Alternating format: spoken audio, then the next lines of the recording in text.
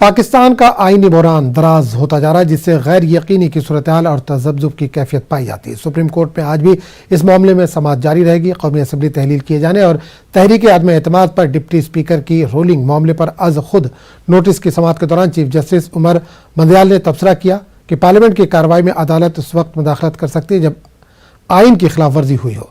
Chief justice की क़यादत वाली 5 रुकनी bench इस मामले में लिए गए अज खुद नोटिस और दीगर फरीकैन की अर्जियों पर समाअत करेगी। ख्याल है कि 3 अप्रैल को डिप्टी स्पीकर ने आइन के आर्टिकल 5 के तहत तहरीक आदम एतमाद को आइन व कानून के मुनाफिक करार देते हुए मुस्तरद कर दिया था, जिसके बाद ऐवान की कार्रवाई गैर मुअय्यना मुद्दत तक के लिए मुलतवी कर दी गई थी।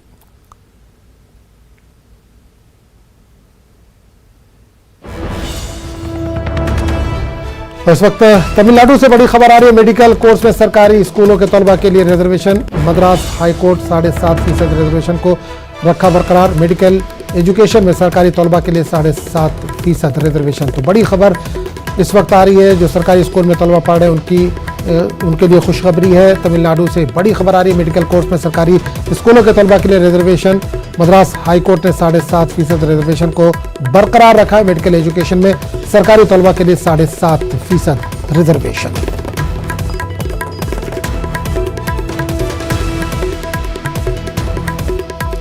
तो बड़ी खबर आ रही है, जो सरकारी स्कूल में तलबा पढ़ते हैं उनके लिए एक अच्छी खबर है, बड़ी खबर है। तमिलनाडु से मेडिकल कोर्स में सरकारी स्कूलों के तलबा के लिए रिजर्वेशन, मद्रास हाई कोर्ट ने 7.5% रिजर्वेशन को बरकरार रखा है। मेडिकल एजुकेशन में सरकारी तलबा के लिए 7.5% रिजर्वेशन।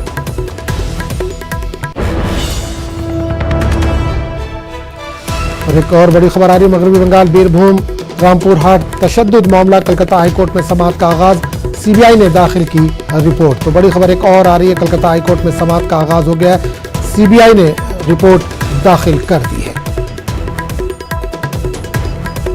बीरभूम तशद्दुद मामले से बड़ी खबर आ रही है, रामपुर हाट तशद्दुद मामले में सीबीआई ने अपनी रिपोर्ट दाखिल कर दी है और कोलकाता हाईकोर्ट में समाअत का आगाज हो चुका है।